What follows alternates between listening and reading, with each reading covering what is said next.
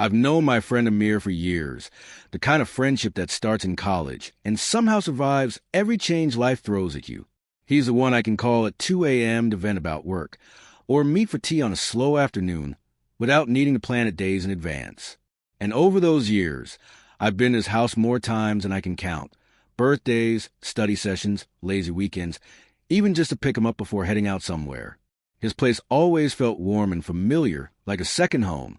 But there was one detail, a subtle thread running through all those visits, that I never quite ignored: Amir's father. He was always there, it seemed. Sometimes reading the paper in the living room when I walked in, sometimes on the porch with a cup of tea, and sometimes just passing to the hallway with a nod and a polite smile. He's a tall man, the kind of presence that quietly fills a room without even trying. At 50, he carried himself with a calm, easy confidence, broad shoulders, silver at the temples, and a way of looking at you that made you feel seen. At first, I thought it was just my imagination. He'd glance my way, eyes lingering for a moment longer than they needed to, but maybe that was just normal curiosity. Maybe he was simply the kind of person who studied people when they spoke.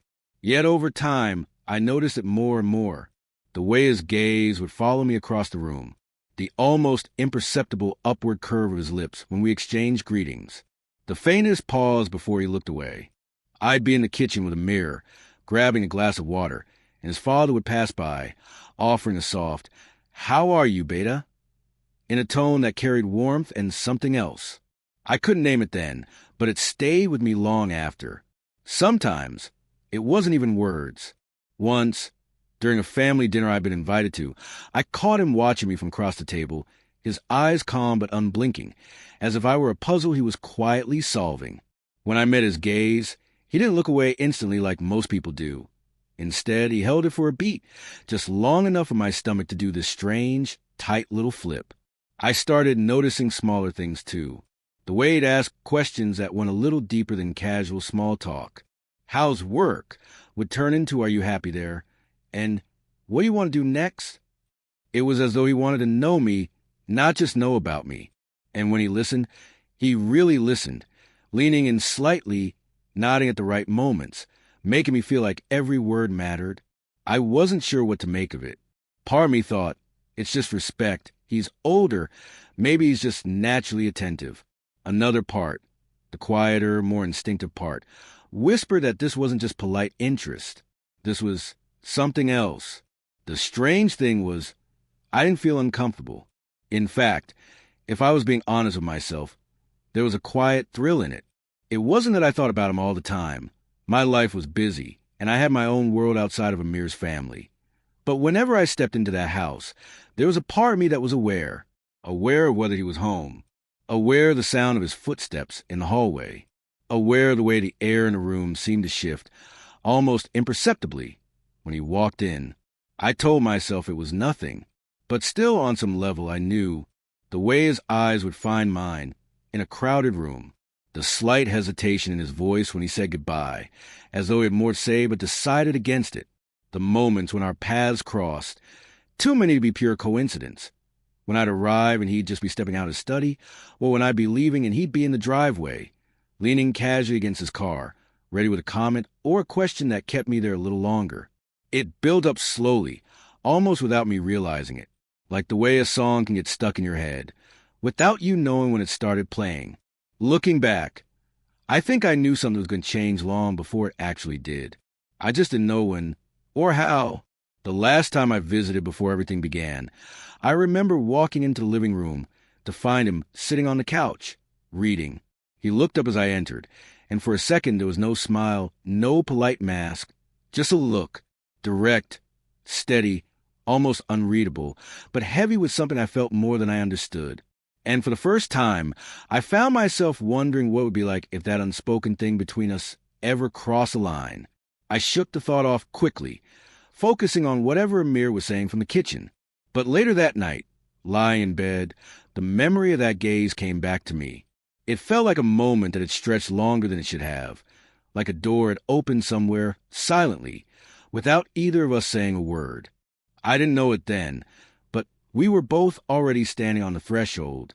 It was about 3 months before the trip, when the first real shift happened. I remember it because it was one of those lazy Sunday afternoons when I planned to do absolutely nothing, just a cup of chai, some music in the background, and maybe a nap later. My phone buzzed unexpectedly. The screen lit up a number I recognized immediately, though I'd never saved it under a name, Amir's father. I hesitated for a moment. He'd never called me directly before. If he wanted to reach me, he usually went through Amir. When I answered, his voice was warm, casual. "Beta, are you free?" "Yes, why?" "I'm at home alone. There's a small problem with the bookshelf in the living room. One of the screws came loose, and Amir said you're good with these things. Could you drop by for a few minutes? I'd really appreciate it." It was such a simple request, perfectly reasonable. And yet, I felt this flicker of something, surprise, curiosity, maybe a faint pulse of nerves. I could have easily told him to call a carpenter or wait for Amir, but instead, I heard myself saying, "Sure, I'll come." When I got there, the house was unusually quiet. Normally, there'd be the sound of a TV in the background or someone moving around in the kitchen, but this time it felt still, like the air was holding its breath. He greeted me at the door with that familiar half-smile. "Thanks for coming, Beta. It's just over here." I followed him into the living room, and there it was, the bookshelf. The problem wasn't serious. A single hinge had come loose from one of the glass doors. I could see it would take me less than 10 minutes to fix. I got to work while he stood nearby, not hovering exactly, but close enough that I could feel his presence. Every time I shifted my position, I was aware of how little space there was between us. "You're good with your hands," he said after a moment, his tone casual but laced with something heavier. I glanced at him, trying to gauge if he meant anything by it.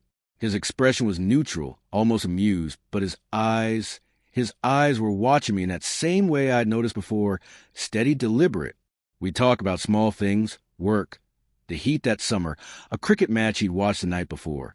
But every now and then, he'd slide in a question that seemed to reach past the surface. "Do you live alone now?" "Yes." "Doesn't it get lonely?" "Sometimes." "I suppose you like your privacy, though, having your own space." I nodded, pretending to focus on the hinge, but my mind was half on him, half on the odd intimacy of the moment. It was broad daylight. Nothing inappropriate was happening, and yet the air between us felt charged, like we were both aware of some invisible line neither of us had acknowledged out loud. When I finished fixing the hinge, I closed the glass door and stepped back. "All done," I said. He smiled a little wider this time. "You make it look easy. You must be good at fixing all kind of things." There was again words that could have been completely innocent or not at all. I couldn't tell, and that uncertainty was almost more unsettling than if he'd been obvious. He offered me tea, and I accepted, partly because it felt rude to refuse, and partly because I wasn't ready to leave. Not just yet. We sat across from each other in the living room. He asked about my family, my plans for the future, what I wanted out of life.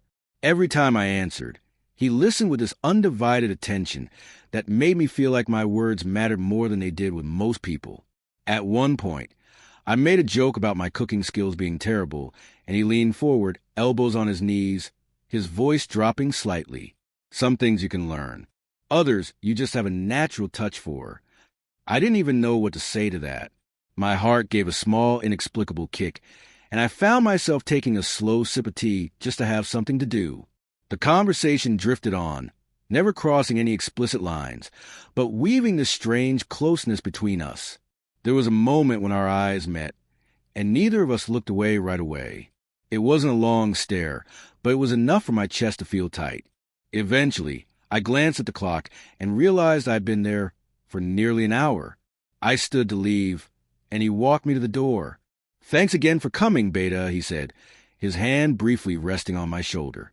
The touch was light, but it lingered just half a second longer than it needed to. I stepped out into the fading afternoon sunlight, feeling the warmth of his hand still ghosting on my skin. As I walked away, I kept replaying the visit in my mind. Not the bookshelf, not the tea, but the spaces between the words, the pauses, the way he seemed to be watching me even when I wasn't looking. By the time I reached home, I realized I had no clear idea what had just happened. On the surface, It had been an ordinary errand for a friend's father, but underneath, it felt like something else entirely. I told myself I was overthinking it. And yet, that night, lying in bed, I caught myself wondering what it would feel like to be in that quiet house again, just the two of us, with nothing but that unspoken thing humming between us. It was early autumn when Amir messaged me about a weekend trip. Nothing fancy, just a quick getaway with him and two other friends to a hill station a few hours outside the city. It's been too long since we all hung out, he'd said. No work talk, no deadlines. Just chill. I didn't need much convincing. My life had been feeling like an endless loop of office, home, repeat. A few days away sounded like the perfect break. The morning we left, the car was filled with the kind of energy you only get when a group of friends is heading somewhere with no strict plans. Windows down, music up, snacks passed around between bursts of conversation. Amir was in his usual role as the loudest in the group, cracking jokes, teasing everyone, and keeping the mood high.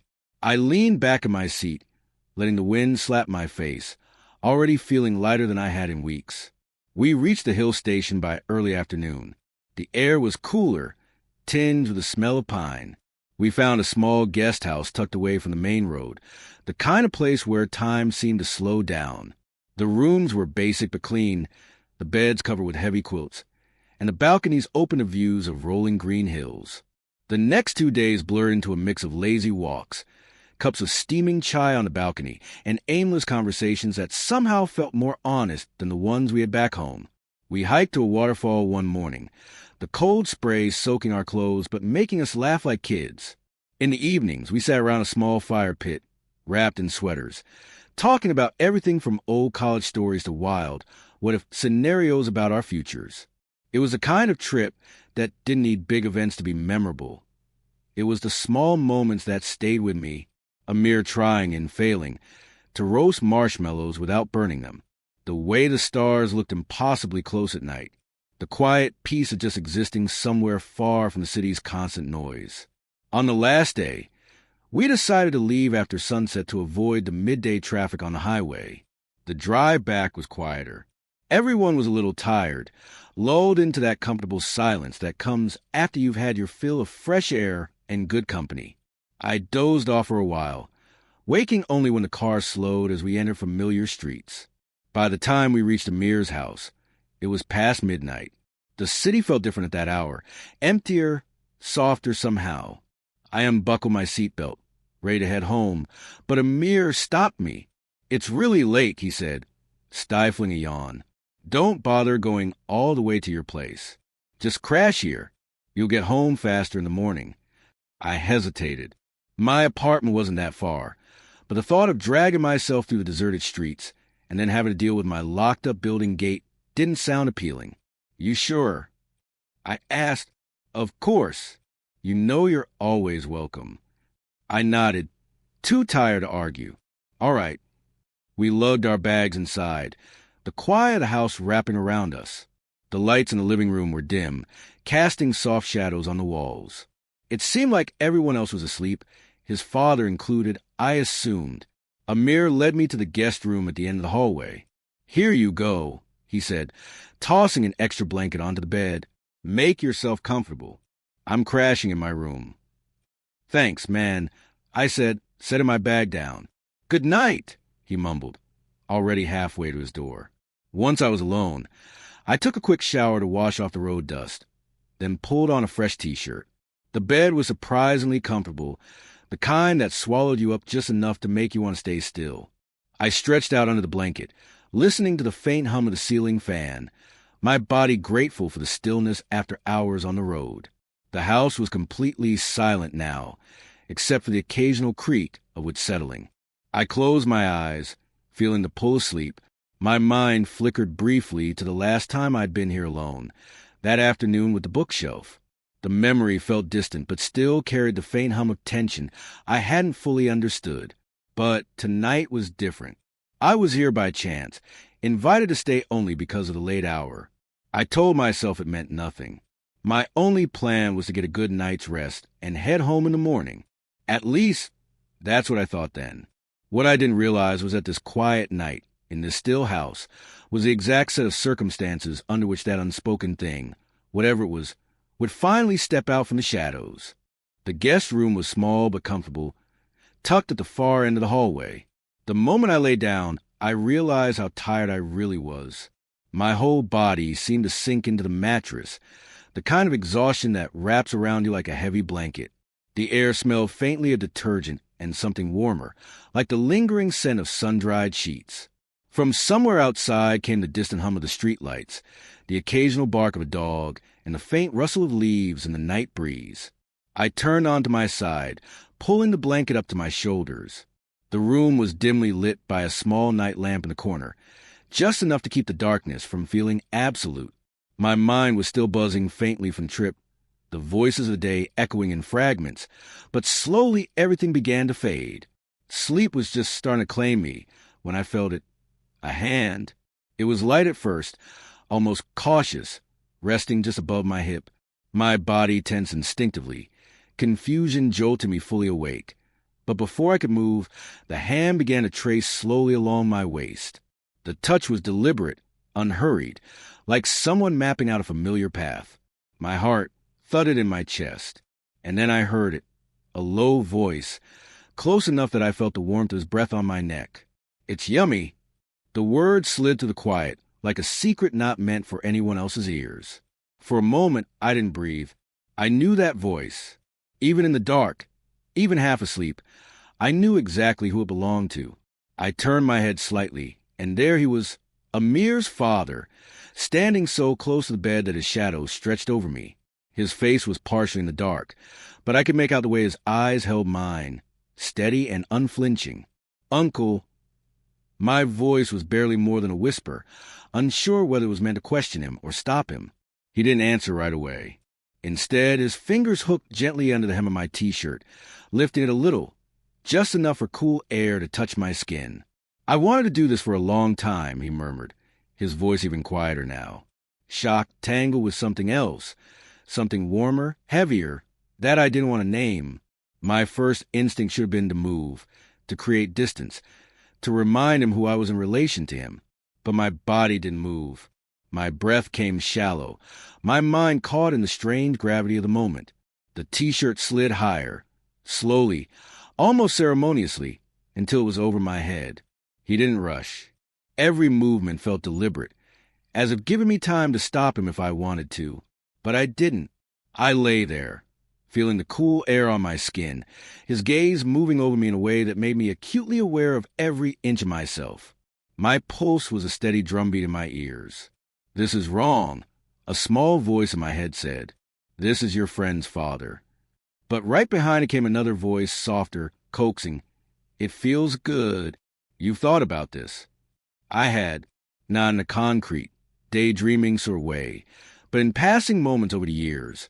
Those lingering looks, those almost too long conversations, the subtle warmth that seemed to hum between us. They'd planted something in me, a curiosity that had never been answered. Until now. He brushed his hand lightly along my side, his fingertips trailing down to my hip. The touch wasn't forceful. It was measured, almost careful, like he was learning me one movement at a time.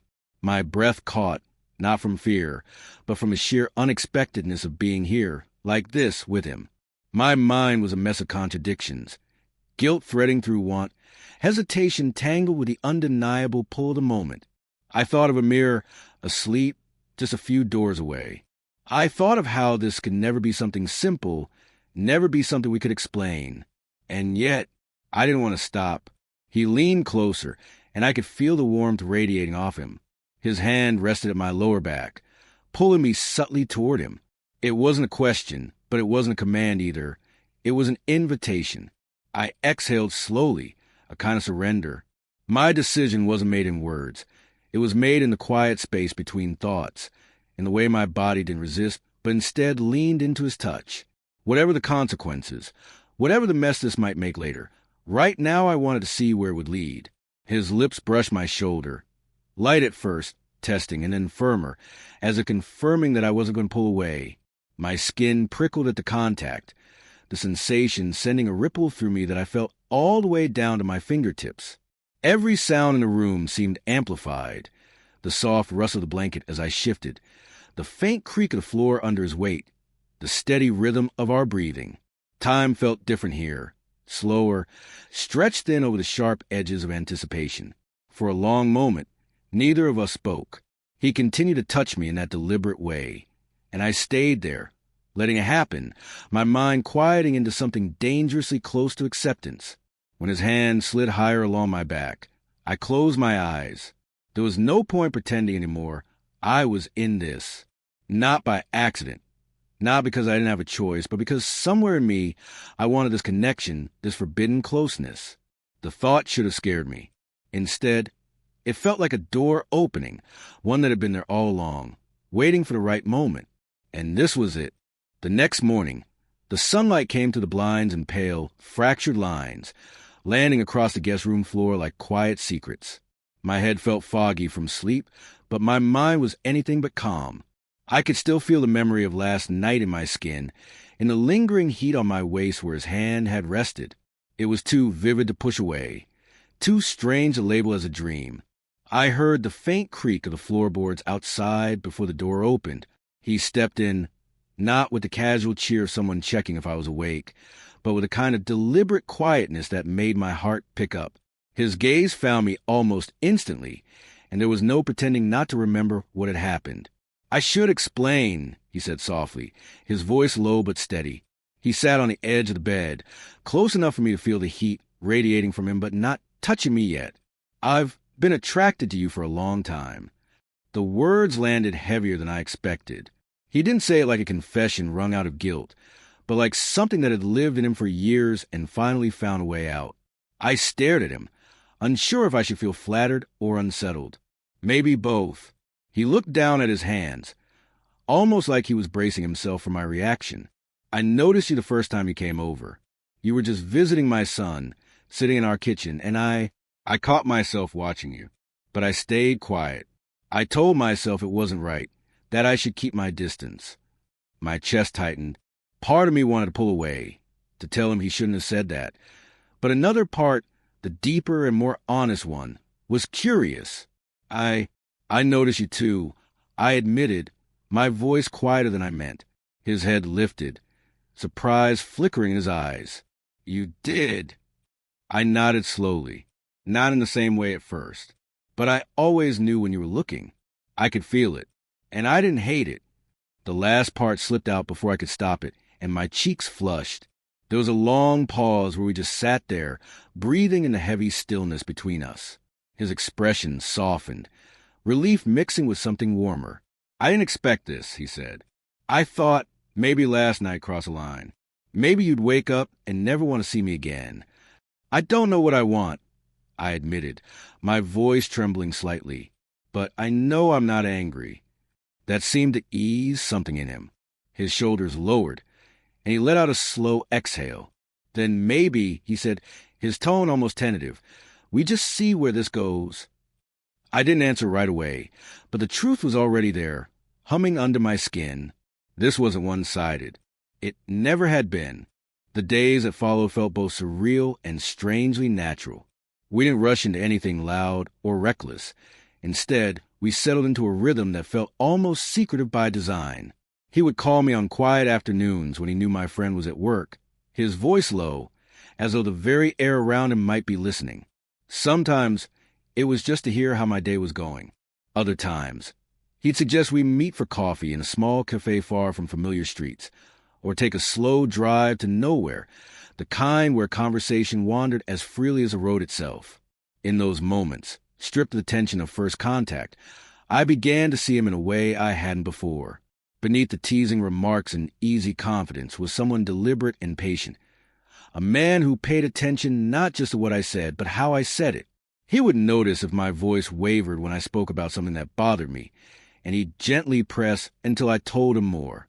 He never tried to solve my problems for me, but he always made me feel heard, like my thoughts were worth holding on to. I started to notice the small ways he took care of me without ever announcing it. A text reminded me to eat when I'd skipped lunch. A mug of tea slid across the table before I'd even thought to ask. Once, after I complained about the worn strap on my bag, He showed up the next time with a quiet grin, and a new one. Nothing extravagant, just something sturdy, thoughtful, exactly my style. We both knew we had to be careful. My friendship mattered to me, and he was determined not to break something that had been a part of my life for years. Our meetings were careful, tucked away in places where no one would think to look.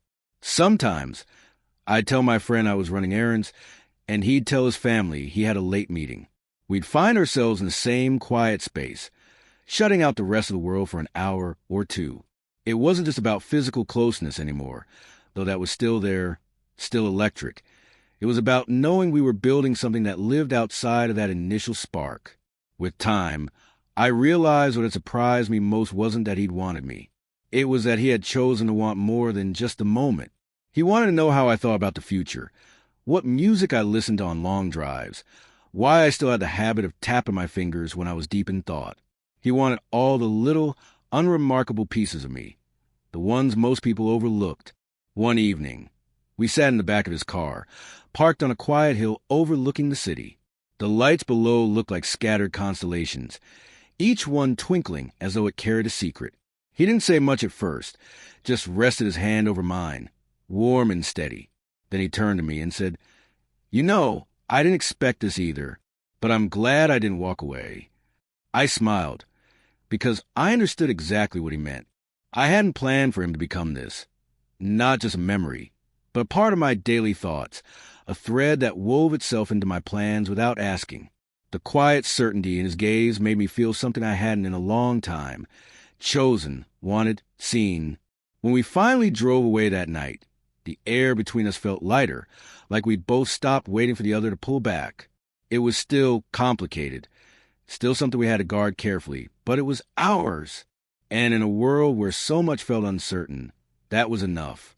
I don't know where this will go or how long we can keep it balanced between secrecy and something more permanent. But I do know that when I think about him now, it isn't just about the first night in the guest room or the shock of his touch. It's about the way he looks at me like I'm the only person in the room. The way that look makes me feel like maybe, just maybe, this was exactly where I was meant to end up. And as I close the door behind me after another stolen evening, I can still see a smile in my mind, warm, knowing, and full of a promise neither of us dares to say out loud.